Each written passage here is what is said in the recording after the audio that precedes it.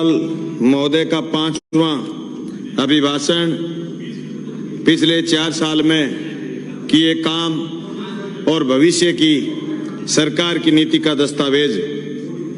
सभापति महोदय, मैं मेरे विधानसभा क्षेत्र की बात करूं तो पिछले 4 साल में हमने 39 स्कूल क्रमोन्नत करवाए। 30,622 बच्चे मेरी कॉन्स्टिट्यूंसी के सरकारी स्कूलों में पढ़ते। 9 अंग्रेजी माध्यम विद्यालय में सैकड़ों बच्चे अंग्रेजी बोलते। मेरे विधानसभा क्षेत्र में एग्रीकल्चर कॉलेज में 60 बच्चे बीएससी फर्स्ट ईयर में पढ़ रहे। मेरे विधानसभा क्षेत्र में आईटीआई में अभी तक 35 बच्चों का एडमिशन हुआ है। आईटीआई कॉलेज शुरू हो चुका। मेरे विधानसभा क्षेत्र में 2021 के बजट में जो घोषणा हुई थी खाड़ा निर्माण की, 84 करोड़ रुपए की लागत से अमर सिंह ब्रांच सिद्धमुख नहर नोर फीडर के खाड़ा निर्माण हो रहे हैं। मेरे विधानसभा क्षेत्र में पिछली बार 2022 के बजट में जो भादरा से झांझल सड़क का निर्माण की घोषणा हुई थी, सड़क बनके तैयार हो गई। मार्च में हम लोकार्पण कर देंगे।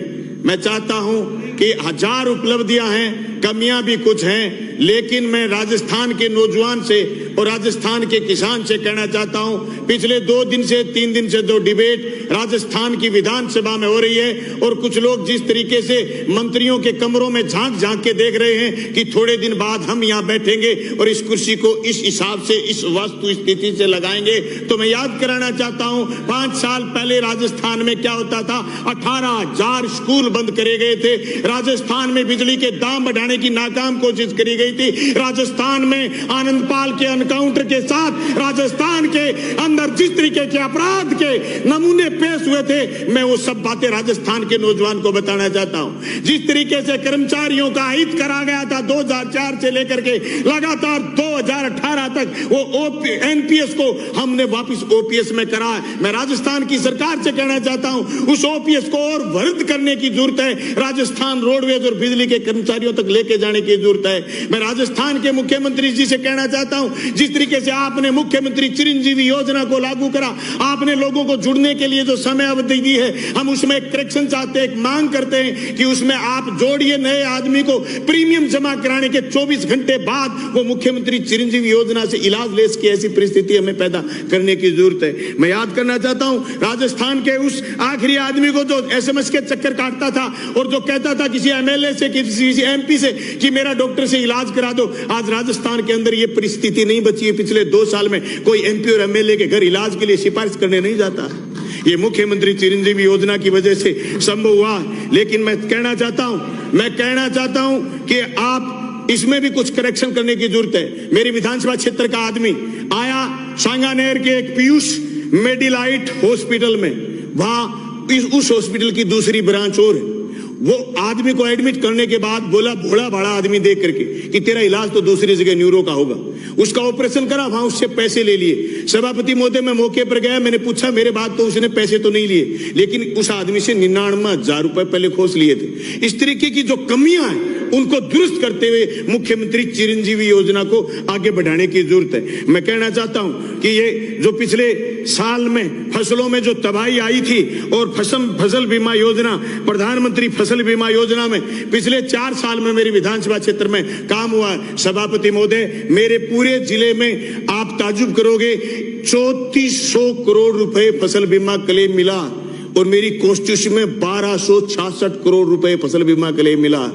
2021 में की खरीद में बीमा कंपनी के पेट में गुड़गुड़ी होनी शुरू हो गई। उसने बेईमानी करी और सैटेलाइट का केंद्र की सरकार से अधिसूचना में नाम डलवा लिया और सैटेलाइट से बीमा हनुमानगढ़ और चूरू में दिया। मैं मांग करता हूं सदन से, आपसे मांग करता हूं कि सैटेलाइट की दुकान बंद करवाइए, क्योंकि क्रॉप कटिंग एक आधार है बीमा का तय करने में, नुकसान तय करने में। क्रॉप कटिंग के आधार पर बीमा क्लेम दिलवाइए। मेरे पास 18 पटवार मंडलों के वो कागज जो कोविडनेस है, मैंने मुख्यमंत्री जी को, मैंने या कृषि मंत्री जी को और एसीएस कृषि को सबको कागज उपलब्ध करा दिए। मेरी मांग है कि 2021 की खरीफ का मूंग मोट का फसल बीमा क्लेम है वो सैटेलाइट की बजाय क्रॉप कटिंग से दिया जाए, न सिर्फ हनुमानगढ़ का बल्कि चूरू जिले का भी दिया जाए। मेरी ये भी मांग रहेगी कि जो कल चर्चा हुई थी सदन में और जो बात कर रहे थे टोल फ्री नंबरों की, मंत्री महोदय ने टोल फ्री नंबरों का ऐलान करा। सभापति महोदय, कोई टोल फ्री नंबर कोई नहीं उठाता, इसलिए सिर्फ और सिर्फ राजस्थान सरकार के कृषि विभाग और राजस्व विभाग की टिप्पणियों पर भरोसा करते हुए जो और अभी भारत सरकार ने एक लेटर जारी करा, ये लेटर की तारीख है मेरे पास 10 अक्टूबर 2022, जिसमें ये राठौड़ साहब को मैं समर्पित करता हूं ये लेटर कि आप भारत सरकार से संशोधन करवाइए। आप कह रहे थे एसडीआरएफ का पैसा 19,000 करोड़ रुपए पड़ा, इस लेटर ने ये कहा है कि आप एसडीआरएफ का जो पैसा खर्च करो उसमें फसल बीमा प्रीमियम का, प्रधानमंत्री फसल बीमा योजना का पैसा भी काट लेना। ये लेटर मैं आपको दे रहा हूं। आप भारत सरकार को कहिए कि एसडीआरएफ का पैसा एसडीआरएफ के हिसाब से दे, प्रधानमंत्री फसल बीमा योजना का पैसा मुआवजे के रूप में नहीं दे, क्षतिपूर्ति क्लेम के रूप में दे।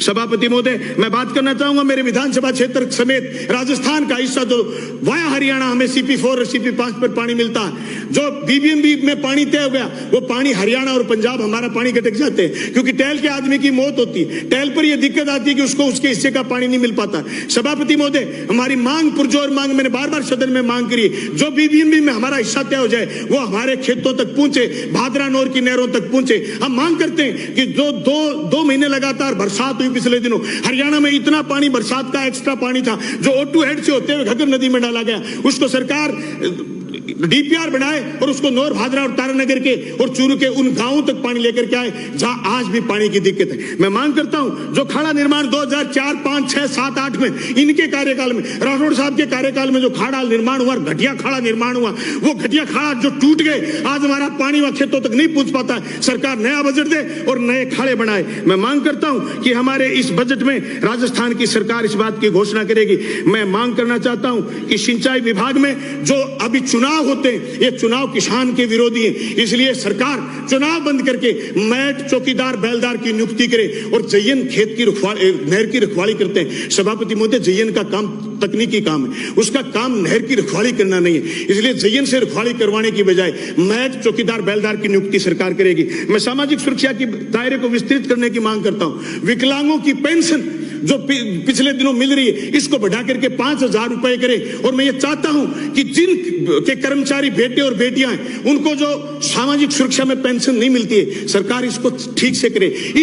उस पूंजीवादी युग में, इस भौतिकतावादी युग में सब बेटे और बेटियां एक से नहीं है जो माँ बाप की सेवा करते हैं, इसलिए सरकार सब वर्गों को उसकी पेंशन हाथ में ले। सभापति महोदय, मेरी थोड़ी सी बात बची है। फसल बीमा में फ्रॉड हुआ 2021 में, एसीडी में FIR दर्ज हुई, एसीडी में FIR दर्ज हुई, एसीडी ने काम कछुआ स्पीड से करा। ये बात तो सही है, एसीडी ने उनको थका लिया, लेकिन हम चाहते हैं जिन लोगों ने फसल बीमा में फ्रॉड करा, मणसीसर ग्राम सेवा सहकारी समिति में जो फ्रॉड हुआ, बोजला में जो फ्रॉड हुआ, उस फ्रॉड को आइडेंटिफाई करें। जिन लोगों ने फ्रॉड करा वो जेल की सलाखों के भीतर हो, ये एसीडी काम करेगी। मैं मेरी राजस्थानी भाषा की मान्यता की बात करते हुए ये बात कहना चाहूंगा, जो नौजवान ये कहते हैं कि दूसरे राज्यों के लोगों को आने से रोकिए, संवैधानिक मान्यता नहीं है इस बात की कि हम हिंदुस्तान के भीतर किसी दूसरे राज्य के लड़के लड़कियों को, युवाओं को यहाँ फार्म भरने से रोक सकते हैं, लेकिन हम राजस्थानी भाषा को मान्यता देकर के इस काम को आगे बढ़ा सकते हैं। जिस राज्य में जाते हैं उस राज्य की, वहां की भाषा हमारे राज्य के नौजवान को समझ में नहीं आती या वो पकड़ नहीं पाता, इसलिए राजस्थानी भाषा को मान्यता देने का काम करें, हमारे युवाओं को रोजगार का मौका मिलेगा। हमारे हर सिलेबस में राजस्थानी को डालने का प्रयास करें, चाहे वो बिजली विभाग का सिलेबस हो, चाहे वो दूसरे विभागों का सिलेबस हो। सभापति महोदय, मैं मेरी बात पूरी करते हुए ये बात कहना चाहता हूं कि राजस्थान में जिस तरीके की बातें चल रही हैं और मेरे बीजेपी के साथी ये बार बार गीत गा रहे हैं और नाच रहे हैं, खुशियां मना रहे हैं और ये कह रहे हैं कि देखो इधर क्या हो रहा है, तो मैं एक शेर के साथ मेरी बात संपन्न करना चाहता हूं। वो शेर है, अगर उल्फत इधर घनी है तो सवेरा रोशन इधर भी नहीं है। अगर उल्फत घनी है इधर तो सवेरा रोशन इधर नहीं है। अगर गहलोत सचिन की लड़ाई है तो राजीनामा भाजपा में कोई ज्यादा नहीं है। सुबह राठौड़ साहब जोर मार रहे थे, पूनिया जी अपनी जगह से उठे ही नहीं। इसलिए राजस्थान के नौजवानों से कहना चाहता हूं, मजबूती से आगे बढ़ो और ज्यादा राठौड़ साहब के मुंह की तरफ देखने की जरूरत नहीं है, आजकल ये पुराने बुढ़े हो गए। धन्यवाद।